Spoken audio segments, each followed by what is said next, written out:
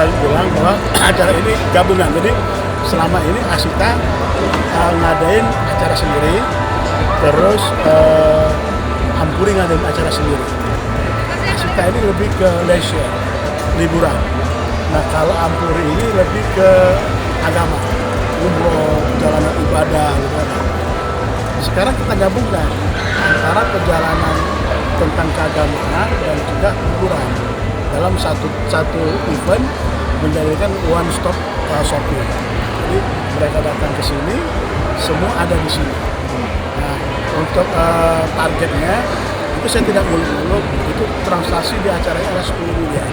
10 miliar itu bukan harga, bukan angka yang dibuat asal jadi.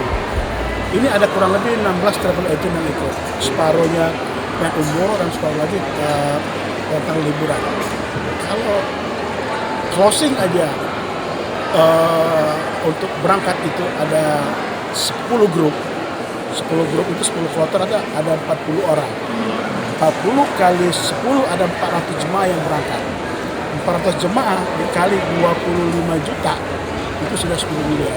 Buat tiket, kita juga ada liburan ke Eropa, kemana-mana ada semua. Kalau itu digabungkan maka lebih dari 10 M.